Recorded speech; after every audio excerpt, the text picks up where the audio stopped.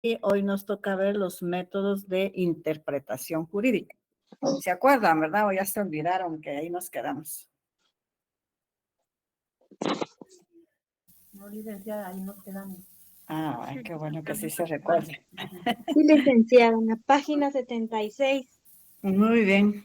Bien, entonces estos métodos de interpretación jurídica, como vimos anteriormente, son los métodos teóricos, métodos de derecho comparado y el método hermenéutico. Podríamos decir que así se le llama a estos procesos de investigación jurídica y se centran su atención a los objetos abstractos de esta ciencia. Cuando hablamos de los objetos abstractos, recuérdense que es lo que no se puede ver. Eso es lo abstracto, o sea, que es lo subjetivo. Entonces podemos decir que... ¿Sí, Ni ver dígame? ni tocar, ¿verdad, licenciada? ¿Cómo? Ni ver ni tocar. Así es lo que se piensa. En este caso, pues como son investigaciones de interpretación jurídica, entonces aquí interpretan las personas según lo que ellos leen. Entonces podemos decir que el derecho crea normas si estas nos remiten a una realidad material, perdón, no nos remiten a una realidad material, sino a constructos y conceptos abstractos que deben ser interpretados. Cuando hablamos de constructos, estamos hablando de una construcción teórica que se desarrolla para resolver un problema científico. Entonces, acá este derecho pues crea estas normas y nos remiten a esta realidad donde nosotros vamos a encontrar la construcción teórica que nos va a servir para desarrollar el problema científico que estamos investigando. Entonces, podemos decir que de esa cuenta se puede establecer una primera división entre los métodos interpretativos, los teóricos, el derecho comparado y el hermenéutico. Entonces, podemos decir que la interpretación jurídica es el conocimiento de los principios y fuentes del derecho, nos permiten conocer qué normas se deben aplicar a los diversos casos que deseamos resolver. El conocimiento de la teoría general de la norma nos ayuda a conocer qué dice la norma a través del análisis lógico jurídico interno de ella, o sea que un supuesto y un consecuente. La teoría de la interpretación jurídica nos ayuda a determinar qué quiere decir la norma. La interpretación que nos lleva, pues, a desentrañar el sentido y significado último de la norma, así como cuáles son las condiciones que deben darse para su aplicación. Este conocimiento es necesario para poder determinar con precisión los alcances y los límites de la norma y nos permiten aplicar con justicia el desarrollo de la realidad. Podemos decir entonces que las normas jurídicas son reglas que regulan el comportamiento de una sociedad en un espacio y en un tiempo dados. Por ejemplo, está prohibido robar, está prohibido asesinar. Esas son normas de conducta, ¿verdad? También tenemos aquí otros ejemplos de otras normas, como manejar solo si se tiene una licencia para conducir, no tirar la basura en la vía pública, es un delito robar, no vender bebidas alcohólicas a menores de edad. Esto creo que casi siempre no la toman en cuenta los vendedores en las tiendas. Toda persona tiene derecho al trabajo digno y socialmente útil. Esas podríamos decir que son unos ejemplos de normas. Dentro de estos métodos que habíamos dicho están estos de métodos teóricos. Estos pues son procedimientos que permiten operar a un nivel del pensamiento abstracto con conocimiento que se ha condensado en constructos de diferente magnitud. Cuando hablamos de conocimientos que se han condensado, es como resumido, y un constructo, como habíamos dicho, es una construcción teórica que se desarrolla para resolver un problema científico. Entonces, estos conocimientos abstractos se han resumido en estas teorías que serían de diferente magnitud. Estos métodos se basan en operaciones del pensamiento lógico. Entonces, los métodos teóricos permiten la construcción y desarrollo de la teoría científica y en el enfoque general para abordar los problemas de la ciencia. Por ello, los métodos teóricos permiten profundizar en el conocimiento de las regularidades y cualidades esenciales de los fenómenos. Nos posibilitan la interpretación conceptual de los datos empíricos. No sé si está claro esto de los métodos teóricos.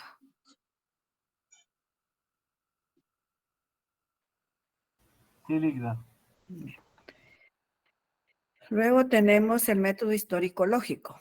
Este permite enfocar el objeto de estudio en su evolución, o sea que busca destacar aspectos de su desarrollo, tendencias, progreso, etapas y conexiones con otros aspectos de la realidad. En el derecho, este método se emplea para realizar una valoración retrospectiva del objeto. Por ejemplo, origen y evolución de instituciones y normas jurídicas. Recuérdense que todas las instituciones van evolucionando con el tiempo, ya sea para mejor o para peor, como el Ministerio Público. Entonces, el método histórico-lógico es un estudio de las teorías pedagógicas. El histórico estudia la trayectoria concreta de estas teorías, tal como la expusieron sus autores, su condicionamiento por las estructuras económicas, políticas e ideológicas y sociales de los diferentes periodos históricos. Vamos a dejar este método de análisis y síntesis para poder dar accesos a los que no ingresaron a la hora indicada.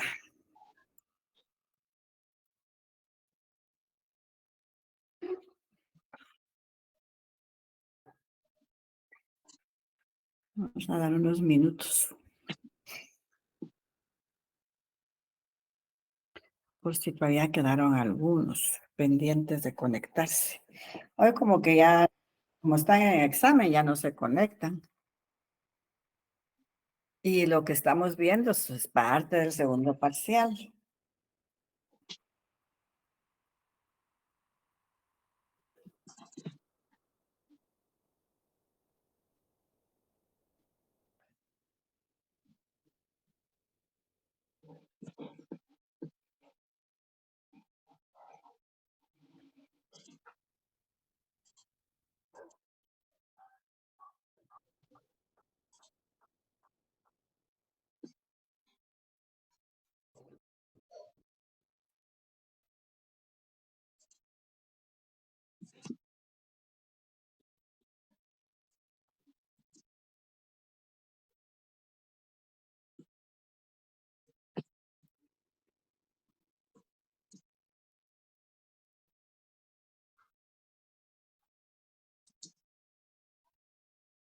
Sí, la sacó la internet, Marlene.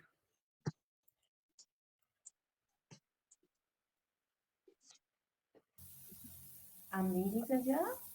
No, Marlene, yo me acuerdo que Marlene ya me había dicho de que tenía problemas. Era otra compañera, creo que era Astrid, no sé. Ah, sí, entonces lo estoy confundiendo.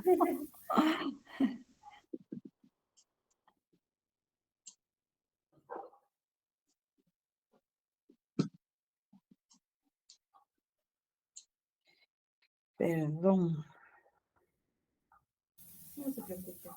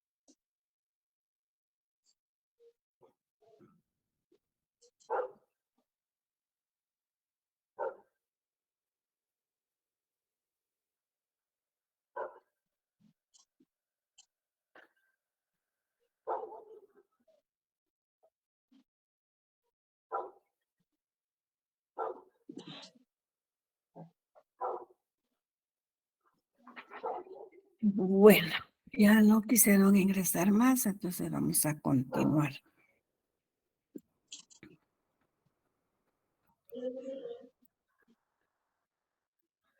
Entonces seguimos con el método de análisis-síntesis. Este busca descomponer el objeto de estudio en los elementos que lo integran para poder destacar las relaciones entre las partes y el todo.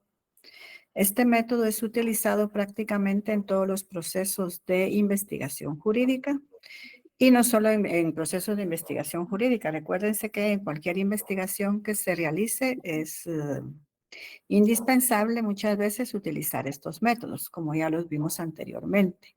También es imprescindible cuando se estudian normas, instituciones, procedimientos, conceptos, etcétera. Entonces, estos métodos teóricos de investigación científica, como son el análisis y la síntesis, el análisis pues descompone el objeto de estudio en sus partes para estudiarlas de forma individual.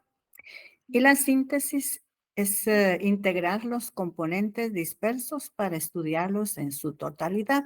O sea que todo lo que se dispersa por medio del análisis, la síntesis los compone o los integra nuevamente. Entonces podemos decir que el método analítico sintético estudia los fenómenos descomponiéndolos en sus partes a las que examina de forma individual, que ahí sería el análisis, y luego las integra para evaluarlas de forma integral, que sería la síntesis. Luego tenemos el método de abstracción-concreción. Este permite conocer un objeto de investigación a partir de sustraerlo en su entorno concreto para ubicarlo en una categoría abstracta mayor. Este método permite abstraer los objetos jurídicos de su contexto histórico y social para comprenderlo en profundidad. Luego lo reintegra al mismo contexto para conocer su red de relaciones con el resto de la realidad donde se encuentra. Entonces podemos decir que el concepto abstracto son completamente independientes del tiempo y del lugar. Ejemplo, la temperatura. El concepto concreto es específico del tiempo y lugar. Ejemplo, la temperatura corporal de una persona en un tiempo determinado y en un día concreto. Entonces podemos decir que un conjunto de conceptos relacionados entre sí forman un modelo conceptual, siendo este la base de la ciencia y de la teoría. Además, es un punto de partida para el método científico. Entonces, aquí hay un ejemplo del concepto abstracto y el concepto concreto. El método, entonces, abstracción-concreción es el tránsito de lo abstracto a lo concreto, expresa el cambio que sufre el conocimiento científico en su proceso de desarrollo. Luego tenemos el método inductivo-deductivo. Este permite construir teorías o teoremas desde situaciones particulares y casos concretos, para posteriormente establecer regularidades, generalizar y arribar a conclusiones generales. Entonces, estos métodos de investigación, como el inductivo, se basa en la observación de hechos y fenómenos, generaliza a partir de sus observaciones, sus conclusiones son probables, su objetivo es generar nuevo conocimiento y el razonamiento va de lo particular a lo general, o sea, de lo poco conocido a lo muy conocido. Y el deductivo establece conclusiones a partir de lo general. La conclusión de su razonamiento está incluida en las premisas. Sus conclusiones son rigurosas y válidas. No genera por sí mismo nuevo conocimiento. Parte de la verificación de conocimiento previo. O sea que aquí es al contrario, va de lo general a lo particular. Luego tenemos el método sistémico estructural funcional. Este ayuda a visualizar el objeto que se estudia dentro del entramado de relaciones en el que se integra. De esa manera se puede establecer su rol funcional dentro del subsistema jurídico. Entonces podemos decir que el método sistémico, las normas jurídicas se interpretarán en relación con el contexto. Es la ubicación sistemática de las normas jurídicas, es decir, el conjunto de normas que las rodean y dan sentido a instituciones jurídicas de que se trate. Este método sistémico estructural funcional, entonces, permite desestructurar un objeto en sus partes, estudiar el papel de cada una, distinguir aquellas que determinan cualitativamente el sistema, aclarar la jerarquización de sus componentes, develar el sistema de interconexiones intra e intersistémicas y apreciar la dinámica de funcionamiento general. El método válido para estudios cuyo objeto forma parte de un sistema. Es este el que se recomienda para cuando se hacen estudios de un sistema en general. Entonces, aquí hay un resumen de los métodos teóricos. Son aquellos que permiten revelar las relaciones esenciales del objeto de investigación. Son fundamentales para la comprensión de los hechos y para la formulación de la hipótesis de investigación. Y dentro de ellos está el histórico lógico que ya vimos, el inductivo deductivo que también ya vimos, sistémico estructural que también ya vimos, el analítico sintético, el dialéctico que ya lo hemos visto, y aquí hay uno de modelación, que ese sí no lo habíamos hablado para nada de él, pero aquí yo les comparto que es este método de modelación. Este es un proceso mediante el cual se crea una representación o modelo para investigar la realidad. O sea que en base a este modelo se investiga la realidad. Podemos decir entonces que el método de la modelación es justamente el método mediante el cual se crean abstracciones con vistas a explicar la realidad. En el modelo se revela la unidad de lo objetivo y lo subjetivo. La modelación es el método que opera en forma práctica o teórica con un objeto, no en forma directa, sino utilizando cierto sistema intermedio, auxiliar, natural o artificial. Entonces, este es el método de modelación. No sé si hay alguna duda de estos métodos teóricos. No, licenciada, por ahora. Entonces, seguimos con el método de derecho comparado. Los expertos en investigación jurídica reconocen a este método como propio y exclusivo del derecho. Es por excelencia el método de las ciencias jurídicas, ya que permite descubrir leyes sociológicas. Se le considera como el único que se ha desarrollado con objetividad en esta rama del saber. Por supuesto, la comparación es un recurso aplicable a todas las ciencias sociales, o sea que no solamente es aplicable al derecho, sino que puede aplicarse a todas las ramas de las ciencias sociales. Sin embargo, en las ciencias jurídicas se ha convertido en un método fundamental que ha permitido sustituir la experimentación y descubrir leyes científicas en el ámbito del derecho. Este abordaje permite cotejar dos objetos jurídicos pertenecientes a un mismo dominio. Por ejemplo, conceptos y normas jurídicas, así como procedimientos. O sea, permite comparar estos conceptos de normas jurídicas con los procedimientos.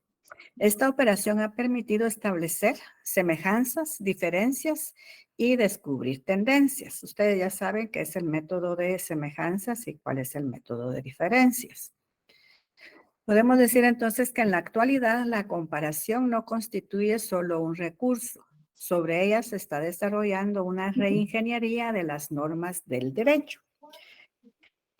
Para los que no tengan claro qué es una reingeniería, esto es un comportamiento activo de las personas que aportan ideas y opiniones, implicándose en la evaluación y mejora de los procesos. Entonces, eso es lo que se está desarrollando, una reingeniería de estas normas del derecho.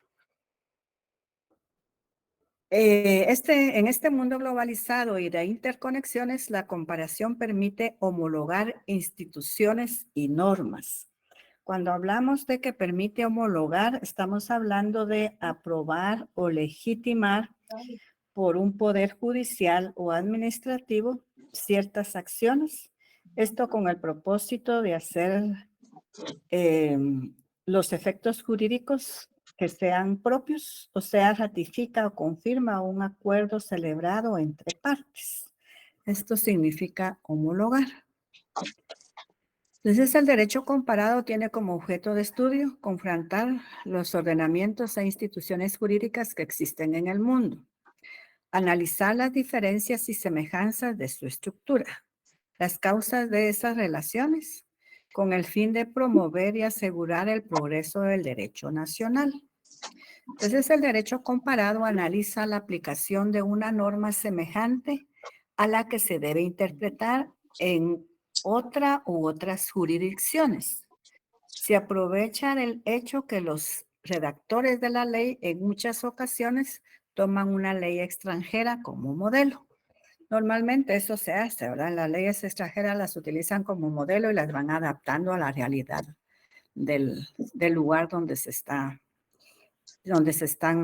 redactando las leyes. Entonces, la comparación jurídica se puede clasificar en interna, cuando estudia normas o instituciones pertenecientes a un mismo ordenamiento jurídico. Externa, cuando compara elementos jurídicos pertenecientes a dos sistemas diferentes. Técnica concretizadora, cuando estudia normas o instituciones a nivel contextual. Y sociológica jurídica, cuando compara un elemento jurídico con elementos extrajurídicos pertenecientes al contexto social. ¿Está clara esta comparación? ¿Cómo se clasifica esta comparación?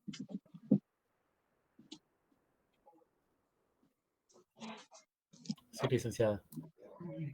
Entonces podemos decir que el derecho comparado es una disciplina o método de estudio del derecho que se basa en comparación de las distintas soluciones que ofrecen los diversos ordenamientos jurídicos para los mismos casos planteados. No es propiamente una rama del derecho, sino que el derecho se vale de esta comparación para poder, digamos, comparar lo que se tiene en un lugar determinado a lo que se tiene en otros lugares. Ejemplo, es posible comparar diferentes técnicas legislativas, estilos de codificación y métodos de interpretación del derecho, así como exponer la autoridad de los precedentes, la contribución de los académicos al desarrollo del derecho y los diversos estilos de opinión judicial. Con esto terminaríamos entonces el método comparativo. No sé si hay alguna duda.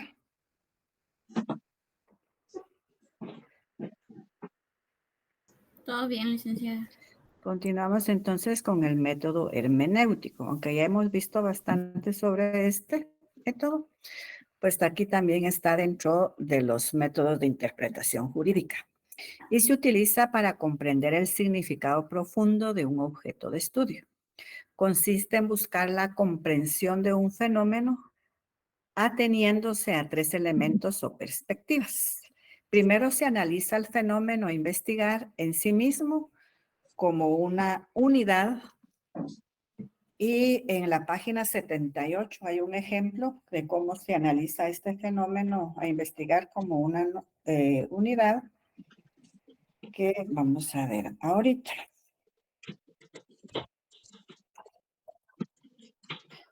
Por ejemplo, durante mayo del 2019, la Corte de Constitucionalidad realizó una investigación hermenéutica para establecer la legalidad o no de la inscripción de Suri Ríos como candidata a la presidencia. Para ello analizó el caso en sí mismo, las leyes y las normas aplicables. Después se ubica el fenómeno estudiado dentro del contexto, sistema jurídico social en el que se ubica. Siguiendo con el mismo ejemplo, para analizar el caso en sí mismo, la CC procedió a vincularlo con el ordenamiento jurídico constitucional y con las condiciones históricas y sociales dentro de las cuales se proclamaba su candidatura. Al final se analiza la forma en que se conecta con otros elementos que pertenecen al mismo contexto o sistema jurídico social. Siguiendo con el ejemplo, el caso concreto de Suri Ríos fue vinculado con otros como el de su propio padre y con el resto de las condiciones históricas, jurídicas y políticas para poder emitir sentencia. Entonces, aquí está justo el ejemplo de esto, de cómo se utiliza este proceso. Entonces podemos decir que el método hermenéutico posibilita interpretar una realidad jurídica dentro de su contexto, es decir, vincula lo jurídico con lo antropológico, psicológico, lingüístico, etc. En la ciencia jurídica es válido cuando el centro del estudio lo constituyen normas jurídicas. El sentido más completo en el que se emplea es cuando posibilita precisar el objetivo de la norma jurídica, valorar la correspondencia entre éste y lo que declara, hacer inteligible su estructura, develar el sistema de relaciones que establece con el resto del entramado jurídico, comprender las motivaciones teleológicas de su creación y desentrañar el condicionamiento ambiental y cultural del momento histórico en que se produjo. Ahorita más adelante vamos a ver lo que significa teleológicas, aunque yo creo que ya se los había platicado, pero aquí vamos a ver esto más adelante. Para algunos autores se distinguen 3 variables que se toman en cuenta cuando se desarrolla una investigación hermenéutica, que son lingüística, lo que les mencionaba hace un ratito, la teológica e histórica sistémica. La variable lingüística entonces se utiliza para precisar el sentido literal de un enunciado jurídico. Es decir, se realiza un análisis semántico para establecer el significado de una norma o texto jurídico. Para ello se utilizan procedimientos desarrollados por la ciencia lingüística y por la semiótica del texto. En la página 79 hay un ejemplo. Si seguimos con el ejemplo relacionado con la candidatura de Suri Ríos, la CC debió realizar un análisis minucioso para establecer el significado del artículo 186 de la Constitución Política. Específicamente, se concentraron en el análisis lingüístico de las literales A y C. En la primera, o sea, en la A, se establece que no podrá optar a la presidencia y vicepresidencia de la República el caudillo ni los jefes de un golpe de Estado. En tanto, en la literal C, se indica que tampoco podrán optar al cargo los parientes dentro del 4º grado de consanguinidad y 2º de afinidad. De las personas a las que se refiere el inciso primero de este artículo, es decir, se analiza primero el padre de Suri Ríos, Efraín Ríos, ocupó la jefatura de Estado como producto de un golpe de Estado. 2, Suri Ríos es una pariente en el 1er grado de consanguinidad con Efraín Ríos. Por lo tanto, se concluye que existe una prohibición expresa en la Constitución para que la ciudadana Suri Ríos aspire a la presidencia de la República. Aunque ya le autorizaron, igual no llegó. Sí, licenciada, eso le iba a decir yo de que si en el 2019 no la dejaron, ¿por qué ahorita sí? Porque ahorita la CC, recuérdense que en el 2019 el que iba de vicepresidente con ella era uno de los que están magistrados de la CC en la actualidad. Y parece que ella lo pidió ante la Corte Interamericana o algo así. Ahí fue donde se lo autorizaron. Muy bien, gracias. Luego tenemos la variable teleológica. Por medio de ella se analiza la relación entre el sentido literal de la norma y su finalidad. ¿Para qué fue creada? Los propósitos que se tuvieron, los hechos fácticos que motivaron su promulgación. De igual manera, esta variable incluye el aspecto axiológico para establecer los principios éticos que inspiraron la norma en estudio. Siempre siguiendo con los ejemplos de la candidatura de Ríos Montt, de Suri Ríos Montt, un análisis axiológico y teleológico del artículo 186 de la Constitución determinaría que esa norma se estableció para disuadir a los golpistas. Se realiza una acción que rompa el orden constitucional del país, se inspira en el valor de la defensa de la Constitución y con el fin de preservar un orden establecido por una asamblea constituyente. Entonces aquí hay algo de la variable teleológica, es aquel que permite establecer el sentido o alcance de un precepto legal atendiendo al fin de esta. es decir, a los determinados objetivos que se buscó conseguir mediante su establecimiento. Y luego también tenemos la variable histórica. Entonces, mediante esta variable histórica se persigue analizar y comprender el contexto histórico-cultural que dio origen a una norma. Esto puede darse en dos sentidos, haciendo explícito los motivos históricos que originaron la norma y analizando la evolución que la norma pudiera tener a lo largo de los años. Siempre los ejemplos del mismo tema. En el caso de la candidatura fallida, la CC realizó este análisis. En el primer sentido, establecieron que esa norma se asentó en la Constitución promulgada en 1985. Entonces, se estaba saliendo de casi 4 décadas de gobiernos militares y de varios golpes de Estado consecutivos. En ese contexto se incluyó el artículo 186. Se quería evitar que volviera a llegar al poder alguien por medio de golpes de Estado y disuadir a quien pretendiera hacerlo. En el segundo sentido, se determinó que una norma similar existía en nuestra Constitución desde 1964.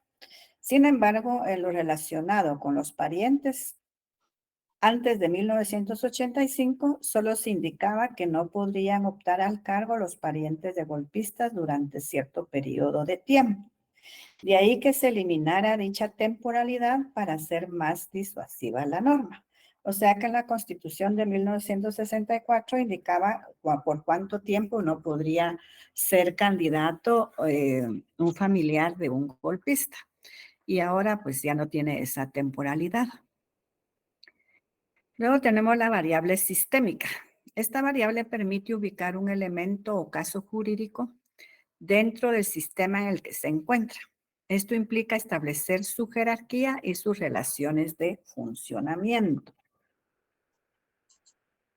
Entonces podemos decir que la necesidad de una disciplina hermenéutica está dada por las complejidades del lenguaje que frecuentemente conducen a conclusiones diferentes e incluso contrapuestas en lo que respecta al significado de un texto. La hermenéutica intenta descifrar el significado detrás de la palabra y con ello intenta la exégesis de la razón misma sobre el significado. Entonces, como resumen, podemos decir que la hermenéutica son las teorías y métodos para estudiar textos, y la exégesis es la interpretación del texto. O sea, significa extraer, vuelve a la redundancia, el significado del texto. O es extraer el significado del texto. Vamos a cambiar aquí.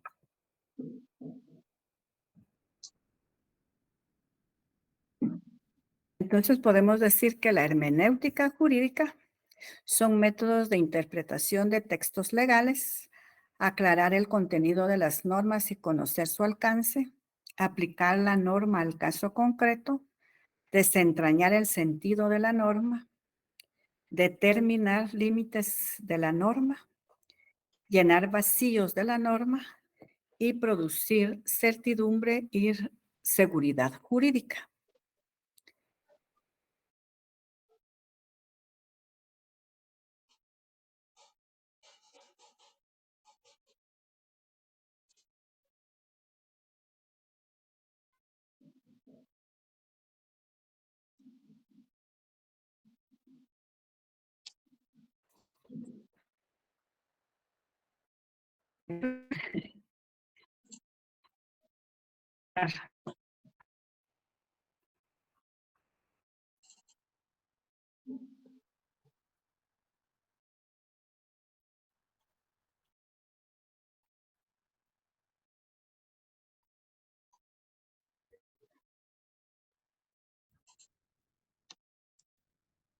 Ahora me escuchan.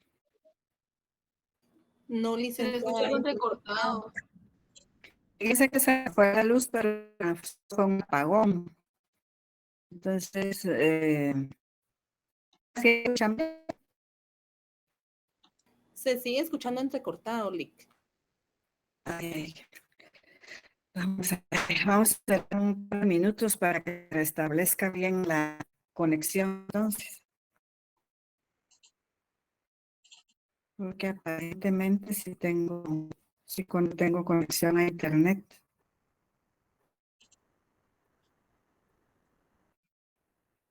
A ustedes si les escucho re bien.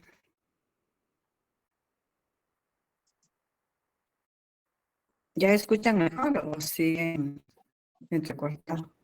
Sigue entrecortado, licenciada. Se oye entrecortado. ¿Saben qué? Me voy a salir y voy a volver a entrar. No se me vayan a ir, por favor. Muy bien, Lick. Muy bien, licenciada.